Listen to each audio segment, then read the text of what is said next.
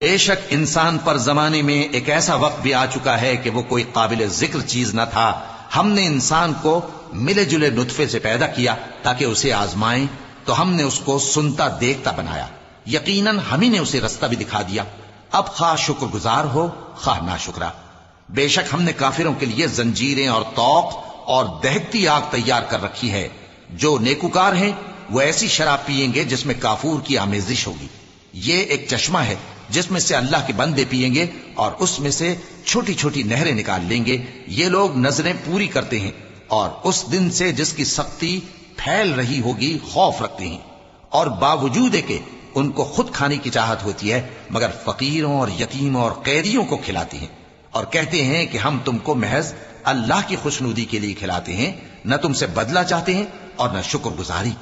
ہم کو اپنے پروردگار سے اس دن کا ڈر لگتا ہے جو چہروں کو بگاڑنے والا اور بڑی سختی والا ہوگا. چنانچہ اللہ ان کو اس دن کی سختی سے بچا لے گا اور تازگی اور خوشی عنایت فرمائے گا، اور ان کے صبر کے بدلے ان کو بہشت اور ریشمی لباس عطا کرے گا. اس میں وہ تختوں پر تکیے لگائے بیٹھے ہوں گے، وہاں نہ دھوپ کی حدت دیکھیں گے نہ سردی کی شدت. ان پر درختوں کے سائے قریب ہوں گے اور میووں کے گچھے جھکے ہوئے لٹک رہے ہوں گے، اور خدام چاندی کے برتن لیے ہوئے ان کے ارد گرد پھریں گے، اور شیشے کے نہایت شفاف پیالے، اور شیشے بھی چاندی کے جو ٹھیک اندازے کے مطابق بنائے گئے ہیں.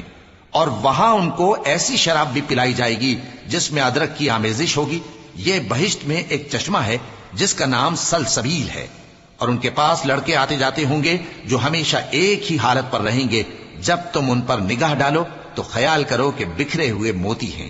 اور بہشت میں جہاں آنکھ اٹھاؤ گے کثرت سے نعمت اور عظیم الشان سلطنت دیکھو گے.